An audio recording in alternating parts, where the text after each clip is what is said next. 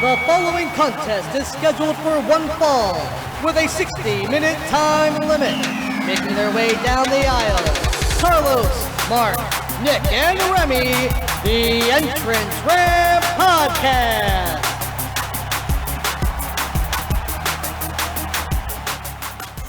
Hello, and welcome to another episode of the Entrance Ramp Podcast. I am your host, Nick Vega, alongside my co-host, Mark Lindsay, Carlos, hey, and Remy. We're bringing you a rapid-fire rundown of this week's events in wrestling. We're going to start off with Monday Night Raw, Shayna Baszler, Becky Lynch. Shayna Baszler winning the Elimination Chamber. Becky Lynch's toughest challenger since Ronda Rousey. I'll leave the floor open for you, gentlemen. Who wants to go first? You wanna go, Mark? Listen, we all knew that was the result. The fans in Philadelphia booed it. They kind of knew that. We all kind of got the semi-tease between Asuka and Shayna that they wanted to see in NXT. They did the move. Now we have to hope that WrestleMania happens to see the match. Yeah, you guys were texting. You guys were ahead of me while watching Elimination Chamber. I was kind of a little far behind, but I ended up watching that match. I understand the booing. It was booked weird. That end of that match. There's too much time in between, her beating people. If everyone was just in the ring, that would have been awesome. It would have been cool, quick. It would still been weird, but nah.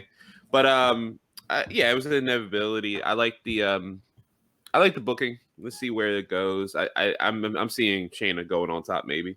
Remy? Mm-hmm. Well, we knew that Shayna winning the match was kind of a foregone conclusion. Yeah, I don't think she needed to win the match the way that she won it. I think it was unusual, to have all three members of the Riot Squad in a match and then not have them really interact with one another. Yeah, it was definitely weird. That's the part that I didn't really like about it. Yeah, I liked her dominance in it. I didn't like the time in between. Yeah, she went too much time. Far. Yeah. For people to come out the pause, they should have made that quicker. Her dominance was similar to Brock Lesnar, and they're both MMA fighters or former MMA fighters. So how does that make the rest of the roster look when they're the ones who dominate a match like that? That's fair. Yeah. Yeah, I heard what was it? Someone Brian Zane from Wrestling with Regret comparing her to Brock Lesnar. We already have a Brock Lesnar. We don't need two Brock Lesnars. But he overall likes her work, so that was just his criticism, at least with Elimination Chamber. I think that digs a little deeper because now you have to think whoever comes out from the MMA world, or even Gronk, he's signed to WWE now. Yeah. But I think somebody who does this for a living, their job is now in jeopardy because of celebrities. Mm-hmm. That really greatly impacts how everybody views WWE as a whole. Mm-hmm. Yeah, especially in the MMA world. I mean, that seems to be I'll equate it to superheroes. Oh, you don't have powers, but you're a Marine. Okay, yeah, you're basically better than Superman anyway. That's how it's always booked that way, at least. These MMA fighters come in. There's rumors of some other MMA UFC legend recently at the Performance Center and things like that. It worries me that they're always going to get more of a push than people like Velveteen Dream or things like that. Yeah, definitely. All right, so we'll hop over to our next question. The U.S. title Fatal 4-Way match. That seems like the route it's going for WrestleMania. Yeah. Do we see that happening between Humberto, Andrade, Rey Mysterio, and Angel Garza? Remy? This is one I haven't been following too closely. I've got to be honest. I mean, I'd look at. It's okay. We joked about it earlier, Nick. It's going to become the Southwestern U.S. title. Yeah. All four guys can go. I've really been enjoying that program, and they've really elevated some of the talent. And like Carlos said, Rey Mysterio is being used in a way to get this younger generation over, and that's how legends and people like Rey Mysterio should be used. Yeah, I mean, not to kind of talk about my section later on. I mean, Cena mentioned that on his promo last night. You do as much as you can and then push the people forward the next generation. And I think that's what Ray's doing. I don't see anyone winning that in that match that looks bad. So it's a smart idea. Everyone gets there's 4 people who get a WrestleMania payday. Why not? Yeah, definitely. I definitely could see it being a possibility for a fatal 4-way match. I hope it's not a tag match at Mania. You know, WWE kind of likes to do something like that. Yeah, especially with the two tag matches we'll already have for the titles. Hopefully. Yeah, definitely. So let's jump over to my third question. Undertaker, do we see it as a one-on-one match with AJ Styles? I know they have a contract signing on Monday, but do you see it end up being a tag match or a handicap match with the OC versus Undertaker and Aleister Black? Mark? I'd love to see a tag match only for 2 reasons. Number one, it will elevate Aleister Black to kind of be that Undertaker-like character, which he can be if given the opportunity. But the most important one is that can the Undertaker really go anymore? A tag team match will hide some of his physical limitations, and he can share the load by being in the tag team match. So I kind of hope it is a tag team. 3-on-2 would be perfect. And AJ doesn't take the fall. No, it's Carl Anderson. That's who's going to take that fall. No, I'll jump in. I think that's a good idea too, because I look at what was it, Super Showdown when he wrestled Goldberg, right? Terrible showing. Everyone's like Goldberg concussed himself. It was everything about it was just bad, right? And then you go like a month or 2 later, we had Extreme Rules in Philadelphia, and Undertaker teamed up with Roman Reigns. And that match was awesome. That was actually really good, and it was booked really well. So the Undertaker still looked like awesome in the ring, but he had to do most of the workload. It was all Roman, pretty much. Remy? I mean, I'd book it. The tag match? Yeah, I guess that's how we all feel. Obviously to hide, like Mark said, Undertaker's limitations.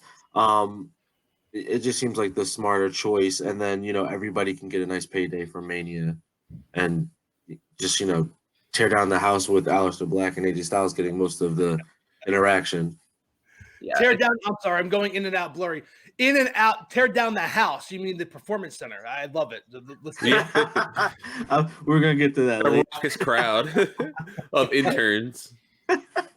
Got all the inserts. All right, so I'll hop over to my fourth question. Odd ending of Monday Night Raw. Seth Rollins versus Aleister Black somehow turned into an 8-man tag match that didn't even involve Aleister Black. I don't think I've ever seen a main event go that way. Yeah, that was weird, right? That was very interesting. So are we seeing anything like with Seth Rollins and Kevin Owens at Mania, or are we seeing like a Survivor Series style match where like everybody just seems to join up forces? Because this seems like a whole bunch of people in this whole program. Yeah, I don't know how you book it where I don't want to book it toward like they're almost like a new NWO. I mean, not adding members, obviously, like just like that core group and everyone keeps like trying to take them down. But I don't know where you go with this storyline. I like it. Don't get me wrong. I just don't know who keeps attacking, who keeps, like Joe's out because of his, we're assuming the sticky icky. Like me, baby. So like I don't know who you would keep bringing in, and I like the idea of Kevin Owens like constantly attacking them, being on top of them, and things like that. Like that whole Looney Tunes moment. I don't know if you guys caught that in Philly when he was like sitting on the announce table. He threw the popcorn at Rollins, and then he's eating popcorn and just stares. He just stares Rollins in the eyes and just like points like. Without like, because he just sees Dawkins running at him. It was like a pure like duck season, rabbit season thing. I was dying laughing.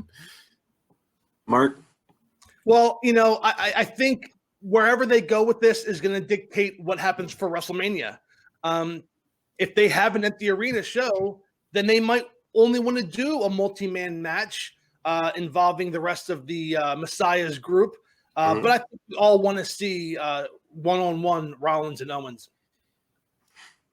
Right, you know who will probably come in and help? Riddick Moss. Riddick Moss. I have nothing for that guy. I know. Remy, real quick, what do you think? I mean, I'm a big fan of what they're doing with the with the Straight Edge Society. So Man, that was a good group, man. we'll see. Like, That group was awesome. They did not get the love that it deserved. No. It's been a little weird, but it's a much better use for Seth Rollins than having them pretend that he's this great likable babyface character. yeah, Everybody that's kind of gotten a rub by association from all of this has benefited from it. Mhm. So, everything that we'd been sort of complaining about with WWE not making use of a large amount of talent or not really favoring stables is it's kind of coming around right now. Yeah, definitely is. So last question I have for you, gentlemen. Edge RKO's Randy Orton takes out MVP with a concerto. Do we see a stipulation for the WrestleMania match? Do you think this could also be the main event? Let me ask you those two questions in one. I mean, it's main event quality. It'll probably be like listed as like they always like the women's main event, the men's this is gonna be like the fourth main event of the night, The fourth main event. Yeah, but I bet he's gonna be like no disqualification or straight up street fight, kind of like when Shawn Michaels came back in SummerSlam against Triple H, and they just go all out and just beat the shit out of each other. Yeah, it was a great match. Yeah, Mark, what do you think? I agree with Carlos. I think you're wearing the shirt Flair versus Savage back at WrestleMania 8. That was a co-main event with Hulk Hogan and Sid Vicious. I think this could be a main event, but I think you're doing a disservice to Drew McIntyre if you make this the main event. But it'll definitely be a top 3 program. It's been booked that way, and I've been loving the booking so far. This is a great use. We discussed this several weeks ago, that this is the way to build up that match. It's been really smart how they've been going about this, and I think to go back to like the co-booking, that is smart. Like last year when we were getting close to WrestleMania, the women were obviously the highlight, and that needed to be the last match of the night. The same thing as you said, McIntyre needs to be the last match of the night with Brock. It doesn't matter how long that match goes. I assume it's going to be good. And it just needs the time. It needs to be that centerpiece for him. I wouldn't doubt that this match comes on just before the main event, which would be Brock Lesnar and Drew McIntyre. And this match takes up like 40 minutes. And Drew McIntyre's match is like 4 minutes tops. Yeah, we just got to avoid what happened last year. I swear to God that main event went till like midnight, didn't it? Or like the whole like the rest. It just felt like it. It was just so long. It was. You had the pre-show to it, and it's even worse. Yeah. Might as well just that's one thing that goes away with here. Yeah, I know. And all this poor MVP. It's like he was supposedly having a one-off, but it doesn't seem like a one-off. No, I think he's like a producer role now. I think he officially signed as a producer, and I think now he's just coming out to do these fun things. But every time he gets hit or like concerto or something, I always think of like the Curb Your Enthusiasm, like music starts playing. That's all I got for Monday Night Raw, so I'll send it over for AEW Dynamite. Well, it was a pretty cool episode of AEW, I'm not going to lie. A lot of the things we've talked about over the weeks have gotten better and better.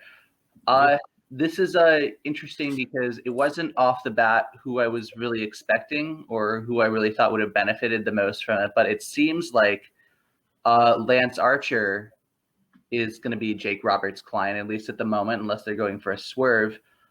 I think the definition of client is really interesting. Like, who hired who? Like, is Jake Roberts hiring somebody to take out Cody? Or is Jake Roberts being hired as a manager? Like, what is the definition of client here? Yeah, I would like to know the history behind. Like, I'm sure they'll expand on it. AEW is pretty, and not more so on the TV show side now, but they're pretty good about building up like history between people and things like that. Yeah, they're very savvy. I don't think Lance Archer really benefits as much from Jake Roberts as a manager as someone like Brody Lee would. Well, I think that's the swerve. I think it's setting up for. This is Jake the Snake Roberts we're talking about. I think he's having Cody focus on Lance Archer, and then Brody Lee comes in, and it's both of them. He had something like that when he first talked to Cody. He said, I used to put a snake in a bag because when my opponent would look over there, I know I had him in the palm of my hand. He's giving him the Kansas City shuffle. He's like, yo, look, I got Lance Archer with me, but he might have might have Matt Hardy. We don't know. Yeah, I like the idea too of having Lance Archer because he's such like a wild card, especially if you watch like New Japan. Like he always like attack, and the fact that he wanted to go over the railing, and James was like, nah, hold on, let me teach you this side real quick. Don't do this. Play with him. Mm-hmm. It was smart. I thoroughly enjoy that program. Cody's always a good feud. Yeah, it's just been good, man. There's history behind it. And everything's been solid. Absolutely, and you're getting good use out of Jake the Snake Roberts, which is absolutely phenomenal. All right. So moving around to the women's division, I like that we had a tag team match this week. I like that we had a little bit more development. You got Swole moving into what looks like a feud with Britt Baker, which could be pretty middle of the road. What I really liked actually this week, Shida and Statlander have great chemistry as a tag team. They really do, yeah. Like watching that match made me want a women's tag division in AEW. I wouldn't be surprised if they had one soon. But like that is an amazing launching point. Yeah, they are really good together. Shida is just probably I would say probably the best wrestler in their division. So Bea Priestley attacked. Bea Priestley. That was great. Match. So it seems like she's the next opponent for Nyla Rose. Am I correct? Could be, right? Yeah, could be. Yeah, I think I don't know. I don't know if there's like contenderships. I mean, like Statlander had a pretty good record, and that she just took the L. Yeah, but I'm saying that made her like number one contender. So I think it's like she kind of goes back to basics on that one. So I would either, if you look at standings, I'm assuming Shida. Yeah. Well, I mean, sorry. No. I was gonna say it was probably either Shida or Priestley. They have pretty good records. Yeah, I think in the world of professional wrestling, regardless of what the promotion is, I would say that Bad Blood trumps contenderships. Yeah. Mm-hmm. So, yeah. Fair. Well, the entire time watching that match, I thought Nyla Rose was going to be the one to attach B. And when it was the other way around, it was kind of like, oh, that was a good surprise. Because, I mean, you don't see Nyla Rose with anybody, right? So. Yeah, I think so. Ooh, the revelation of the Exalted One. I've got mixed feelings about how long this is being dragged out. And, I mean, especially, you can't predict the way the flow of the world is going to work. Sometimes bad things happen. I'm sure this won't be the first time this week we talk about COVID-19, but at this point, it's almost feeling like it would have been better to introduce the Exalted One last week or the week before, because I don't know how you're going to have the same level of impact, moving forward. And, I kind of wish they just, stop sitting on this. Well, that's a good point. This week, the lowest rated show for both NXT and AEW, they dropped over, I think, 250,000 viewers because everyone's watching CNN or at Fox News, whatever. And, this COVID-19 has taken over, which maybe last night SmackDown benefited from that because everybody needed a break, but not on Wednesday. Wednesday was when this all kind of hit a full head. Yeah, the bricks were starting to fall down for the foundation on that one on Wednesday night. And I agree. I think it showed with that. So Remy, I don't think that's a bad idea having if the Dark Order match wasn't on the kickoff show, like the buy-in, maybe it would have been a good idea to have the Exalted One there, but then that would have felt overbooked too. That that pay-per-view would have felt really jam-packed overbooked. Yeah. The contract doesn't expire until March 1st, my friend. Oh, that's right. Yeah, totally forgot. Yeah, technically it was I the wonder how 29th. long of a drive it is from North Carolina down to Jacksonville. Yeah, I don't think that's too far yet. No. But what you guys think of Daniel's promo? That was really cool. That was awesome. That was so funny. He's so talented. Yeah, it's nice to see Christopher Daniels kind of going after the Dark Order and taking it to them. I think this will be an interesting bit of hubris because this thing I love about professional wrestling sometimes is you wind up in these scenarios in which common sense obviously dictates that, there's going to be one scenario or set of circumstances. Like, of course, there's an Exalted One, but it's more entertaining for Christopher Daniels to believe that there isn't and to say, screw these guys. Well, what do you think of if there's like a swerve? Like it is really just Daniels. Yeah, I think that time has passed, right? I personally, I would be a little upset. I got to be honest. Yeah, at this point, that would be a disappointment. Yeah, for sure. And we got the Elite defeating the Inner Circle. Wow. Well, I thought that was huge because next week they're going to have a tag team match to determine who gets the advantage in the blood and guts match. So I think this was booking 101. You have the faces go over here. Next week, the heels get their revenge. And if you've ever watched an NWA or World Championship Wrestling War Games match, which is basically what this is the original War Game style, 5-on-5, cage, everything else. You're going to have the heels with the momentum. They're going to have, the 2-on-1, the 3-on-2, the 4-on-3, and the 5-on-4, which is booking 101. That's what wrestling is. So I think it was nice to have Dustin get a little bit of a rub too. Yeah, I like Dustin as. Oh, I'm sorry, I didn't mean to cut you off. No, go ahead. I like Dustin as this guy who wants to he sees something in Paige and he keeps like, hey man, you gotta sack up, you gotta do this, you gotta do he's mentioned before where he's like, hey, where were you, man? Like we were getting our asses beaten, you were just getting drunk or whatever. Like he's not even technically part of the Elite, and even still Dustin's like, no, you gotta show up, man, for your friends. Yeah, and family. Yeah. Which kind of brings us to this point here, which was. This is probably one of my favorite storylines in AEW, and that is, I don't know if you guys saw this or not, but it was almost like Adam Page had no problem teaming with Nick Jackson, and he was almost going to ask Nick Jackson to be his partner, and then of course Nick gets taken out by the Inner Circle. So, what is the beef with Adam and Matt Jackson? I like how three-dimensional this has all been. You're going to hear me use that term a lot, but it feels it doesn't feel cartoonish in that somebody has to be the good guy, somebody has to be the bad guy here. And I'm actually a very big fan of the face and heel dynamic in professional wrestling. I think it's there for a reason. I think it's there because it works. But in this case, everybody comes out of it feeling a lot more human. I don't know if I don't really know, in storyline how he's supposed to feel about Nick Jackson, if he's just, kind of stoking that to, get under, the Bucks' skin or not.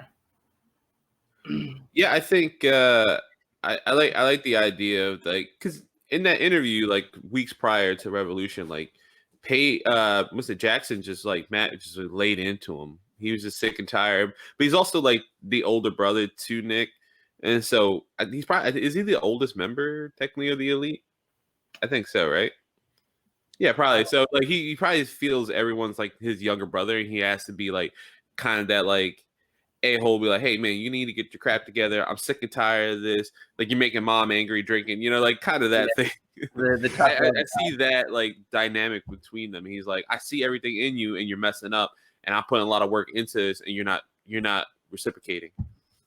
We also haven't had a chance to talk about how Nick Jackson got taken out this week pretty badly. They beat the shit out of him. Yeah, man. I love the use of blood. When it's not actually Cody draining his forehead of blood. Another thing to follow up is John Moxley. His interview, he seemed as though he wants parts in that blood and guts match. So I wonder if Nick Jackson won't be there and Moxley will take his place. Oh, that's cool. Yeah, because not necessarily the Bucks don't need to be part of that match. I understand why they would want to. Cody definitely is going to be part of that match because he's always part of the first of whatever, and that's kind of across the bear in AEW. He wants to do that just to show hey, our company's awesome. I'll show you myself. And that also gives a chance if they're there in the cage, Adam Page and Nick Jackson, or Matt Jackson, right? That's who he's. Matt, yeah. Yeah, Matt. It seems as though them two really don't like each other. So I wonder. Just random. I'm gonna call it right now when we get to the match. I bet you the heels win next week.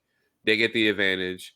When we get to Blood and Guts, Matt pushes like Page or something, goes before him, and then Page has to come in and save everyone, and that's gonna get the massive pop. Well, if they have a crowd, massive pop. If not, everyone at home is gonna be massively popping. And then take out that question. Yeah, that'd be great. I mean, it's a question sometimes of this is going to be a really, really interesting time period for professional wrestling, because how do you direct the flow of a match without a live crowd to play off of, or a reasonably sized crowd? Like your psychology has got to change. Yeah. We saw that a little bit last night, but we'll touch on that later. And we also saw that on Wednesday night. The Performance Center hosted NXT with a crowd, a little bit more comfortable than last night's SmackDown. And of course, I got to say, Charlotte Flair coming home to the Performance Center was pretty cool to see. She took out, of course, Rhea Ripley by doing the figure 8 on the ring post, setting that match up for WrestleMania. Nick, I want to know, Charlotte Flair adds so much to the NXT brand. What do you see happening between her and Rhea Ripley at or setting up WrestleMania? I see Rhea Ripley going over. It's the only logical decision. You don't build a new star up that much and then, let him lose to Flair. Because, I guess if Flair did win, she would get nuclear heat all over again because her character's kind of stale. We don't know. Like, she's in that echelon where she's a heel, but she's so respected. It's like, we understand why you act the way you do. Right. Yeah, Carlos, she does. I was gonna say Charlotte doesn't need the win necessarily. I think Rhea does because Charlotte's gonna be around for a long time. I know, but she's in her 30s, right? Rhea's like 23. Yeah, it's the same thing with most of those like Performance Center NXT people. Like, they're so young, and we're gonna see them forever. This is awesome for Rhea Ripley to get. If she gets a rub at WrestleMania against Charlotte Flair, like a Flair, I can't see anything wrong with that program right there. I think that would be perfect for her. Remy, do you think that Rhea Ripley deserves this position? Oh, absolutely. I mean, she's got a lot of things going for her. I mean, she can go. She's got a great look. She's like you guys have said. I mean, she's only in her early 20s. Like, if you're looking to a point where you want to say, like, okay, I want to build the future of this division, I think that this is a very good point for them to build, kind of a long-term product. I mean, you move over to AEW right now, for example, and you look at how hard they're pushing their like considerably younger talent, and like, people say like, okay, that it's not equating to wins. That's not necessarily the point. Yeah.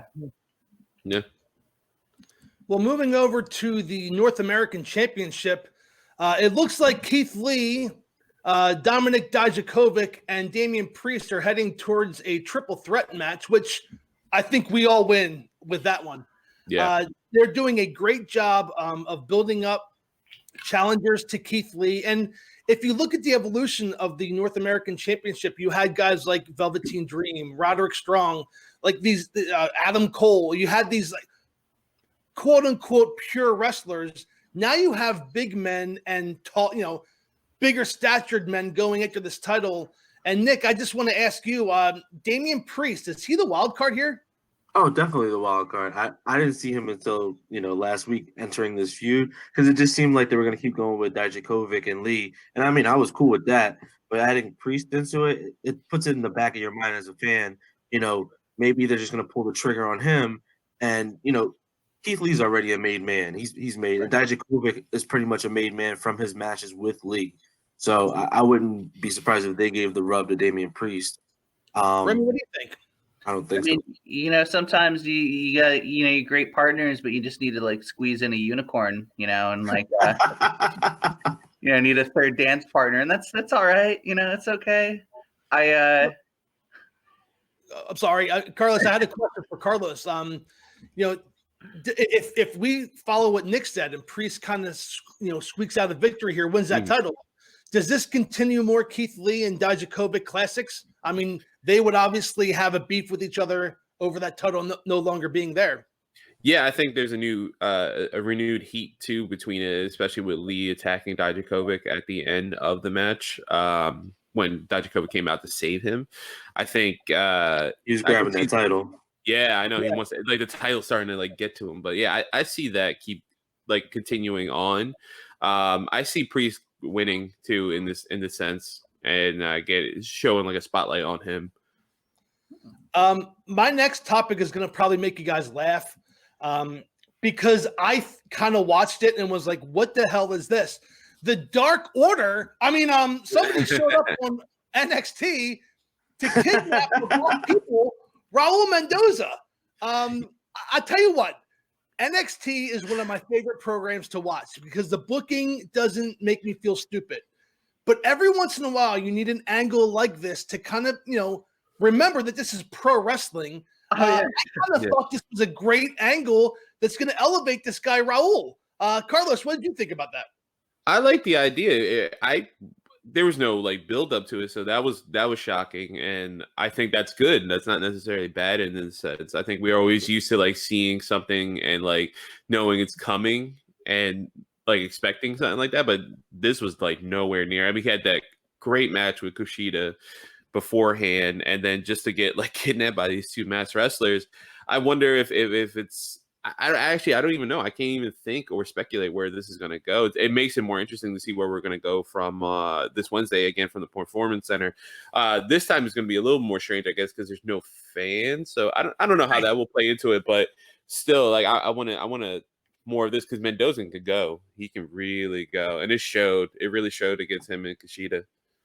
Absolutely. I just thought it was great because masked wrestlers are taking over the business again. And I love it. I love it. Yeah. Heading over to basically the main event topic of the show, Johnny Gargano and Thomas Ciampa showed the world a nice tour at the Performance Center, battling all over and ending with a beautiful maneuver through a table, taking out Gargano and Ciampa. The next chapter, boys. Are we happy with where this is going? Yeah, I am. I think they've been building up this storyline again correctly. I think showing last week having Gargano and Mauro Ranello's interview, and that was beautiful work. I think on both parties, Mauro Ranello kind of if you you guys mentioned again last week, knowing his history with his bipolar disease and kind of people being confrontational toward him and him being uncomfortable with it.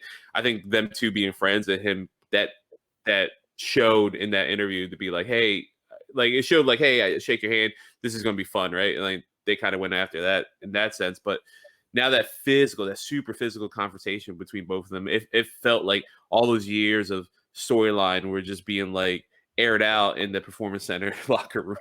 If there's one match on any card that would be perfect for an empty arena, it's this match. Oh yeah. Absolutely. Yeah. Right. This match would be just as good as The Rock versus Mick Foley or Mankind, and they need to fight everywhere with every weapon, and as they long will as go crazy. That's fine. Yeah, forklift, man. That's fine. I mean, it's funny. It's funny you mentioned The Rock. To be honest, I don't think I've seen anybody any two wrestlers, have a sort of long-term booking, long-term kind of running feud of just going back and forth, trading their face and heel dynamic, being in the spotlight, and being able to deliver, this since The Rock and Austin. Yeah, that's true. Yeah, well, we're gonna end the. Go. I'm sorry, Carlos. Go ahead. Yeah. I was just to expound. I was gonna say the only thing I could think of close enough that in recent years was Sami Zayn and Kevin Owens. That storyline's been going on since ROH. Yeah, and right. if they'd given that the sort of due respect that it deserved. Yeah. Problem with the main roster. Well, there you go. Well, we're going to end the NXT topic with a match that may or may not happen, and that's only because Adam Cole questioned why Velveteen Dream deserves a shot. After all, he only locked him in the cage. Nick, Velveteen Dream many times is a pure homegrown talent, came from the whatever reality show they had, Tough Enough or whatever. Does Velveteen Dream get Adam Cole either at TakeOver or WrestleMania? He'll get him at TakeOver for sure. It's actually weird to see a booking where it makes sense because he really lost. I mean, it makes sense that he shouldn't get a title shot. He really didn't do anything to earn that title shot. But like Remy said earlier in the show, bad blood always supersedes, ranking or wins or losses. It's more like, okay, you mess with me, we're gonna make this happen now. And I think that'll happen with Velveteen Dream. He'll keep messing with Cole some way, somehow, and force him to make a match. Yeah, I agree with that. I think this is going to be the coming out party for Velveteen Dream, and we're going to see. It's going to find that final notch to be like, hey, you are the star. Remy, who do you think Velveteen Dream will mimic when he comes up against Adam Cole? He's been paying homage to Hulk Hogan and Rick Rude. Who do you think is next on Velveteen Dream's homage? Whew. I know. Britt Baker. Comes out with the dentist coat. Hey, that was something we didn't mention on Wednesday night when was it who was it? It was Big Swole. That was great, man. Yeah, it's a nice little reference there. You know who I want? I want him to mimic Owen Hart. Okay, well that would be great.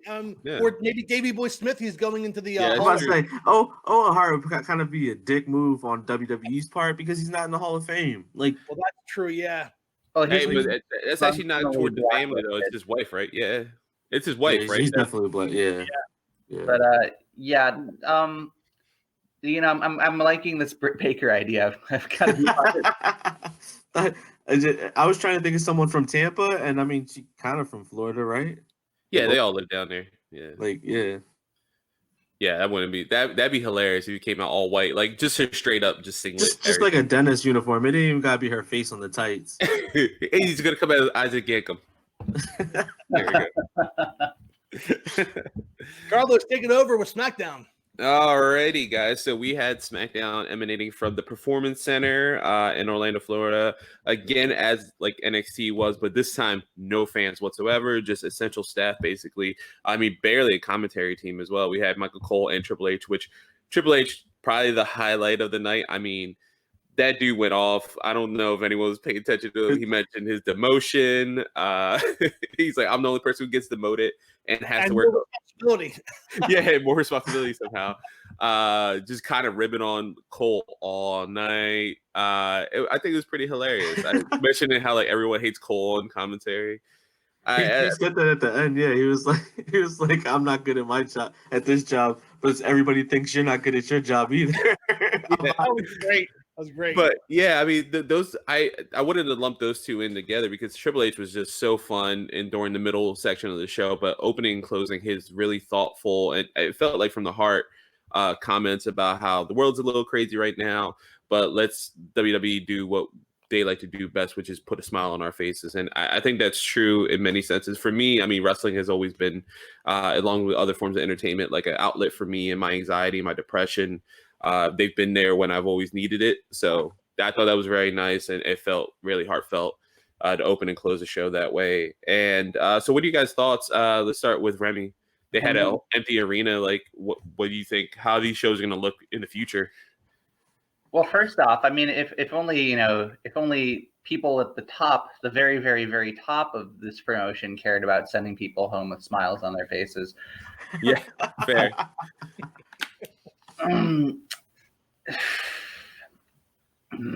I wanted to jump in here and just say that overall, I like the pacing of the show. Yeah, a lot more time for the matches, and they couldn't do the same cues and the same, they talk to each other, they communicate during a match. They couldn't do that, so I just thought the flow was much better for the show.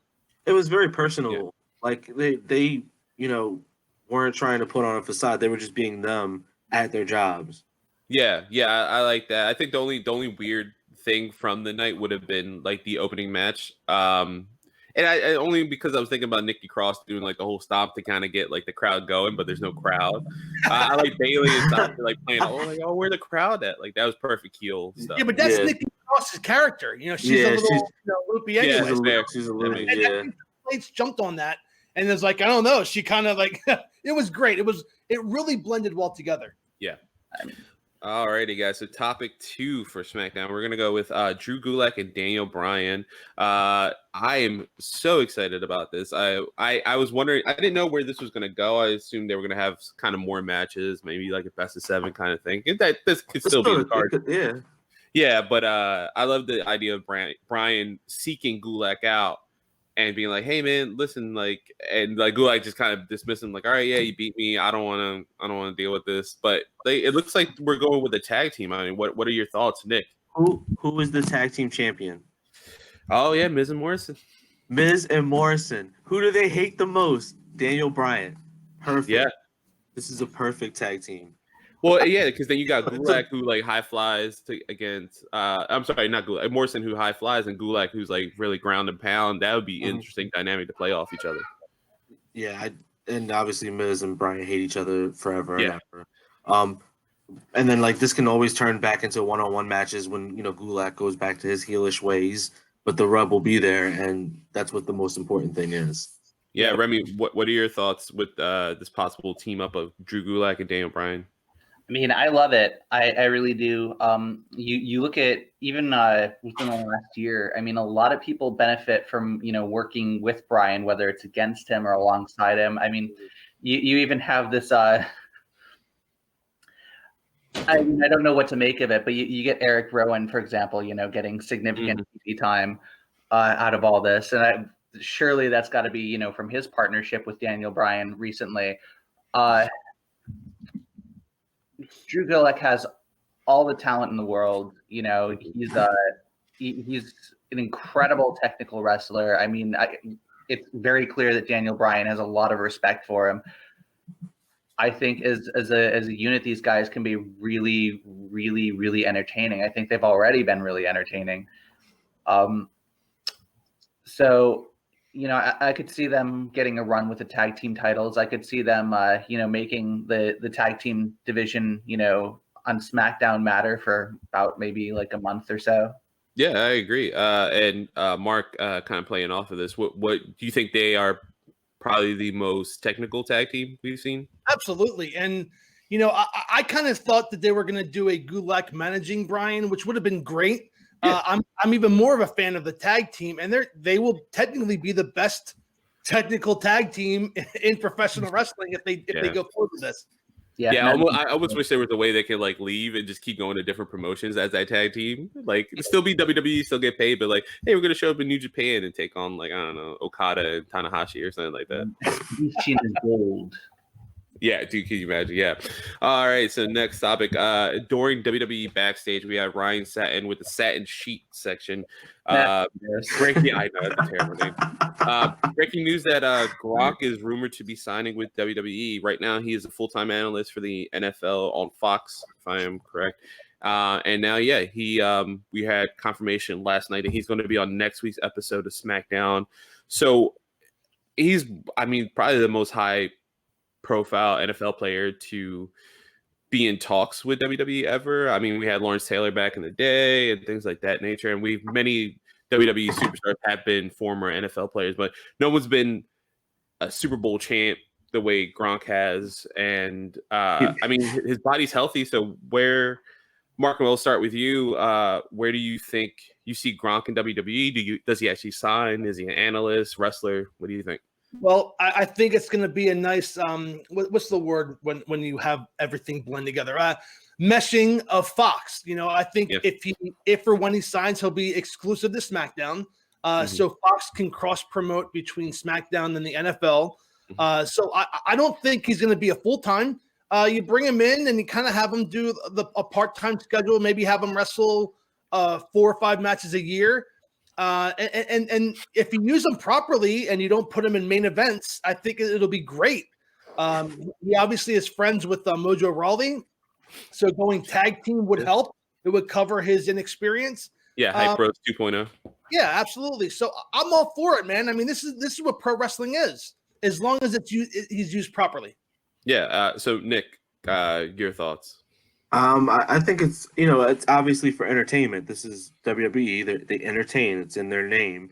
So I'm not surprised that they will go out and, like I said earlier in the show, they're getting people from MMA. They're getting people from the NFL. They've always had a nice little niche for those type of people when it came to big time events like WrestleMania with Floyd Mayweather. But this will be interesting because Mark's expecting 5 matches a year. I don't even know if he could go 5 matches a year. Yeah, I don't know. I would. He could hurt himself, or he can hurt someone if he's not trained properly. Like, I understood the Jinder Mahal thing; it was really just a tackle. But having an actual wrestling match, I think he needs to go through some training. Yeah, that's the only worrying thing is I wonder if he'll just play more of a character. My only worry is he's such a big name that, of course, he's going to the main roster in that sense, but I think he's going to play more of a character and then maybe build physically at some point. Well, why not manage Mojo Riley? I mean, like you want him to be tag team. I wouldn't go that far, but being a manager, he could still get physical because he's a big dude. Nobody's going to jump him. But at the same point, he doesn't have to take bumps and he doesn't have to learn, every single maneuver in a span of a week. He could take months and months. Or if he signs like a 3-year contract, he could take the whole first year and train and then get better. And then if he wants to branch out, betray Mojo and be a bad guy, or be a good guy and save everybody from Mojo because he's a megalomaniac or whatever. There's a million routes you can go, but I think he should take his time. That's all. I mean, Steve McMichael, Mongo 2.0, book it.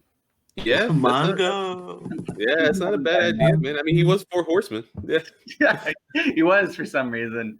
All right, guys. And so I'm actually going to end my section with a 4th topic. No 5, just because there was a recap of Elimination Chamber tag match. But we're going to end with Cena versus Wyatt. Cena had an interview at the end of the night with Michael Cole in the ring. And it was nice. It was a nice change of pace. Cena was asked by Michael Cole what are his thoughts of Wyatt saying that all of Wyatt's problems are because of Cena. Cena beating him 6 years ago at WrestleMania.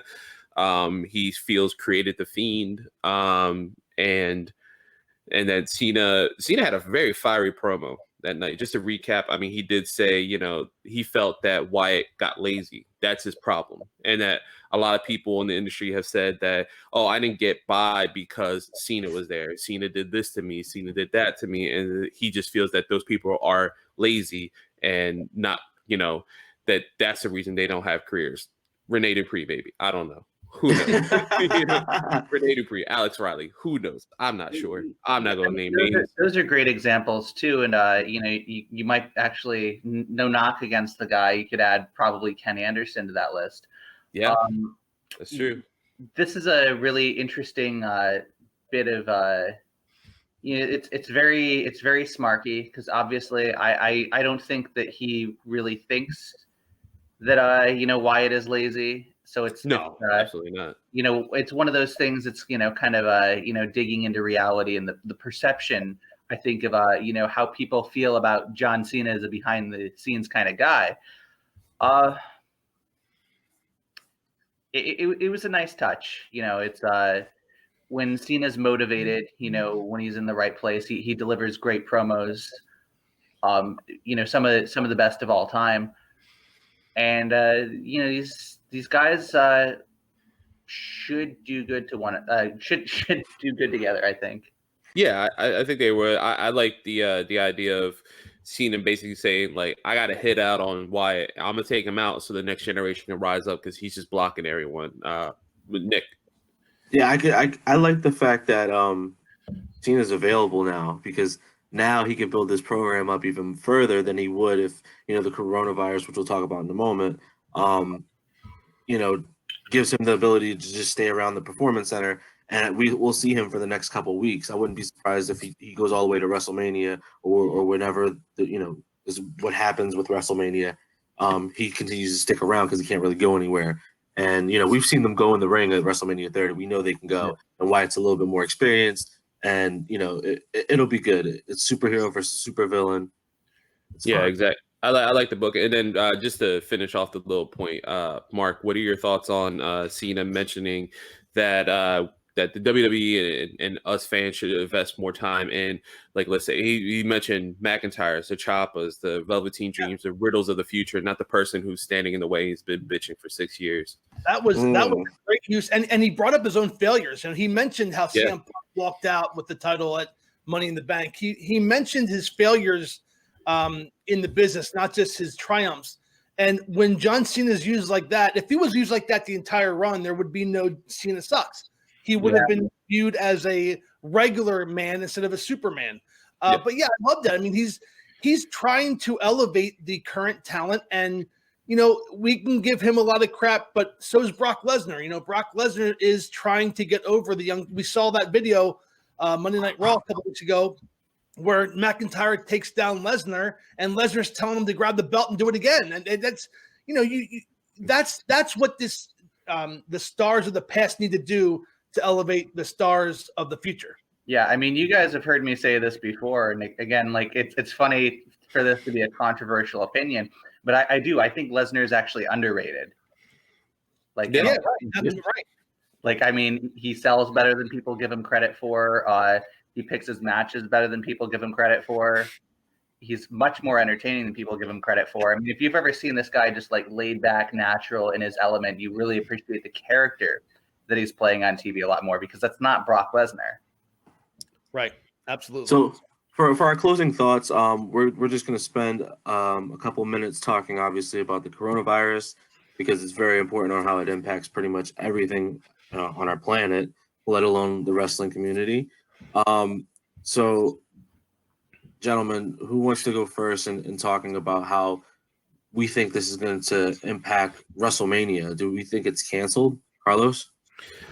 I don't think so. I sent you guys a ESPN article that was posted at 11:45. It's basically the county chairman, right, for the county in Tampa, is basically it's like a standoff situation between Vince and the in Tampa at this point. Which there's been rumors. I mean, every wrestling fan has seen online that it's kind of like almost like a Mexican standoff. It's like who's going to pull the trigger first? Who's going to go? Who's going to do this? Who's going to do that? We know, at least from, if WWE were to cancel WrestleMania or postpone it in any way, shape, or form, they are out reportedly $50 million. The rumor has been if Tampa cancels it, or the government, then at that point they recoup that $50 million. I don't see it being canceled. I don't know what a WrestleMania at the Performance Center looks like. I don't necessarily think that's a bad thing. As long as there's essential staff, I think it could be good. I mean, last night's SmackDown was good. My brain can't understand like something of that magnitude, that grandeur that WrestleMania has always been in an empty arena and small. And I don't know. It's gonna be interesting. Small. If it could be 200 people, I'm okay with that. You just gotta get them in together. You can't have them be separated, because you got to make it feel like an actual event. I'm not really for the dead crowd or no crowd.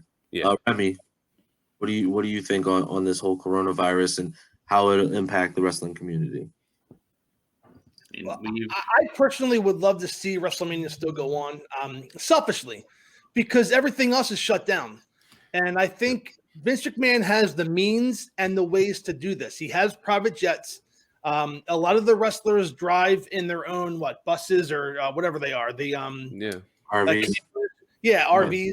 So I think it can happen. An empty arena would be different, but in a good way. And I think you could do this many different ways. You can have it on the network. Obviously, people would pay $9.90, and that might be the most viewed WrestleMania because you have company, Carlos. Because the fact is that you have everybody's going to want an escape from this coronavirus talk. Everyone's going to want an outlet, and Vince McMahon knows that.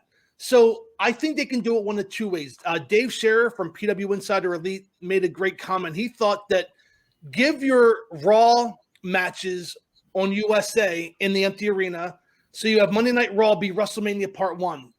Have your NXT matches be on Wednesday, WrestleMania Part 2 NXT, and then end on Fox with your SmackDown matches on Fox, and give your TV partner something to be happy about as well, to really kind of bring home that team player mentality. So whether it's on the network or whether they do it through the TV shows, I'm okay with empty arena. I'm okay with staff. I'm okay. Hell, they could do something totally different and have the entire roster be in the stands and kind of have like stories happening in the background where like you have the OC sitting like waiting for their match, and like you kind of take shots to the Undertaker that's on the other side of the arena. I can imagine Undertaker just with a sign.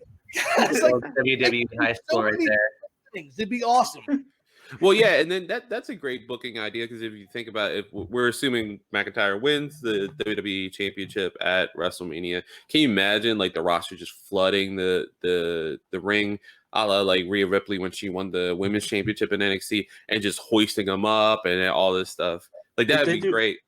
If they do that idea that, you know, WrestleMania Part 1, 2, and 3, you know, they'll have what, 7 hours, Which is about normal. Right, which is about normal, but it gives people a break, and your brain isn't melted. And if it's on TV and there's no sports, it'll be like 20 million people will watch that. It'll get 19.99 ratings. Yeah, well, and then the question would be, would you try to work a deal with USA, Fox, where there's no commercials or very limited commercials? Very limited commercials. I think they would do very, very limited, or maybe even they could try to pitch the idea that, you know, this is like a Super Bowl-esque type of thing, and they have brand new commercials of some sort that they were probably off for the summer. The only weird thing would be is in that idea would be, it feels like WrestleMania is very Raw heavy. I mean, that is a 3-hour show. That'd be interesting, but we have we have McIntyre and Lesnar. Like we're assuming the main event. Edge and Orton at this like kind of Becky Lynch and Shayna. Yeah, like the three biggest like kind of main events are from Raw, and then on the SmackDown side we have Roman, Cena and Wyatt. Oh yeah, Cena, Wyatt, and Roman and Goldberg, which it just feels like uneven almost. Well, you add the tag team title match, you know, Gulak and Bryan versus Eminem, or you know, and then maybe have a contenders match, and then NXT. If I'm NXT, I would cancel TakeOver and just have the TakeOver be Wednesday, or have them be part of WrestleMania. Or they could have the NXT title be on Raw too, to fill that show up as well. Sure. Yeah, that's fair. And give that the proper time, you know, to have an actual good match, not a 15-minute one. That's what I'm most wondering about. Like SmackDown is a 2-hour show, and they had to fill time with showing, the Elimination Chamber tag match. It seems like also Alexa Bliss and Nikki Cross are going to challenge the Kabuki Warriors for the tag title, and they could fit that on SmackDown too. That's fair. Yeah, that's a good SmackDown. idea. Because at first wasn't the title supposed to be on every brand, and now it's just like Raw. So that could fit into that storyline as well. Absolutely. I'm just more interested to see where Monday's going to go, being a 3-hour show. Like, how are they going to fill those gaps? Like, well, Austin's supposed to be there too, which is really sucky for whoever had a ticket, because like now you can't go see Uncle Steve Austin, and now he has to entertain in front of nobody. Like, the whole part of Austin is the pop he gets. Anybody that's ever laid eyes on wrestling knows the sound of that glass and what it means. Who's gonna want him? Who's gonna want him? There's somebody. What? It's gonna be Triple H. He's just gonna keep going. It's like, what? I mean, look, that would be funny.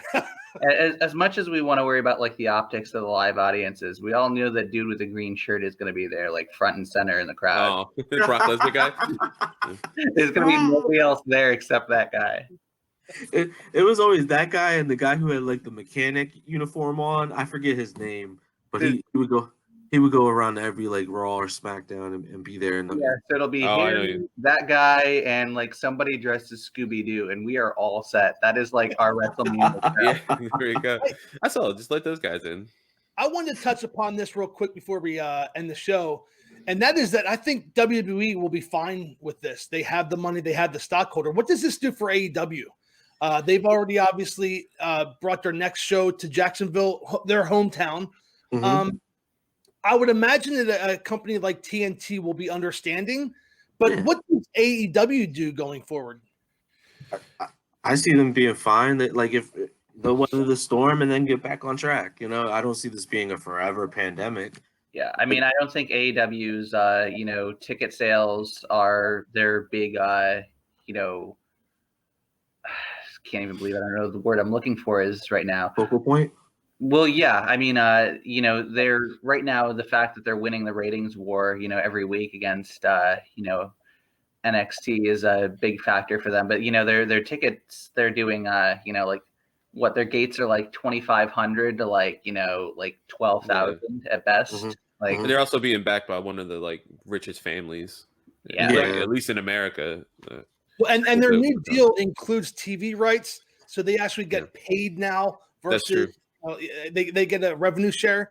So that's very helpful for them. I'm just kind of curious. Like I'm a little bit more concerned about the AEW, and WrestleMania week brings together ROH and all these promotions, these independent promotions.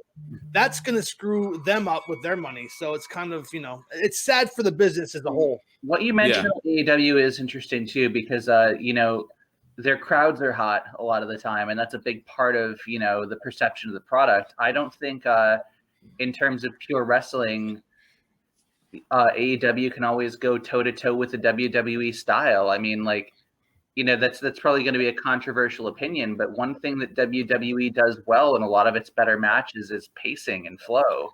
Right? I agree. That's where AEW struggles a lot of the time, and without an audience to really get behind that, I don't know how it's going to feel. Yeah, I'm most interested in so at least we know WWE has a home base in the Performance Center. So we have Raw and foreseeably NXT and SmackDown next week there. AEW has the Daily Center, Daily Place as kind of a home base. They're going to be there this upcoming Wednesday, but they still haven't announced tentatively what's going to happen the week after.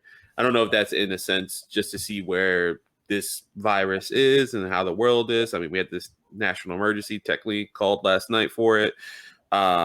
Let's see where I wonder if we're going to see where this goes. Yeah, that's Fezzik. Named after Andre the Giant's character from The Princess Bride. So yeah, I wonder where we're going to get. Yeah, I know. I wonder where we're going to get there. I don't know if they're more monitoring situation. Speaking of the ROH thing, I mean, last night I saw Ian Riccaboni mentioning that they are canceled for last night and tonight's. They had the past and present thing tonight. That's been canceled. Everyone's getting an automatic refund. They're in Vegas. It was their 18th anniversary show last night. It was supposed to be. That got canceled. Again, everyone got refunded, but still there's all these wrestlers. We have so many wrestlers who were supposed to come in from the past to wrestle in ROH. It's supposed to be a big showcase for them. So I feel like you're right, Mark Lee. These smaller companies are going to hurt. I mean, I'm surprised that professional wrestling hasn't been more professional wrestling about all this. Where's the CDC street fight, for example? You know what? If Moxley, this is ruthless.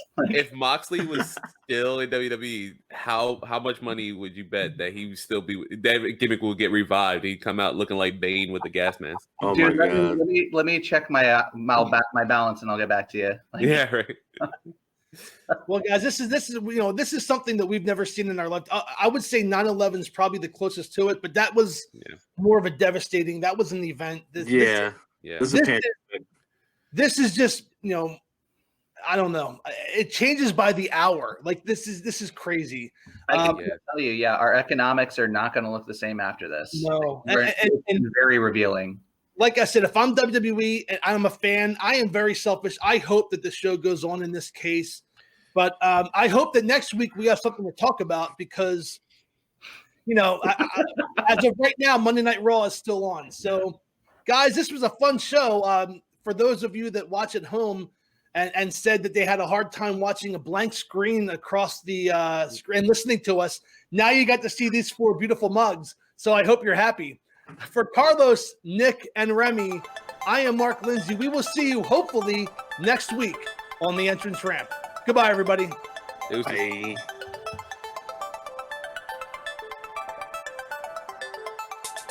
Thank you for listening to the Entrance Ramp Podcast. Please like us on Facebook at the Entrance Ramp Podcast. Follow us on Twitter at the Entrance Ramp Pod, and subscribe to us on YouTube by searching for the Entrance Ramp Podcast. We'll see you next time.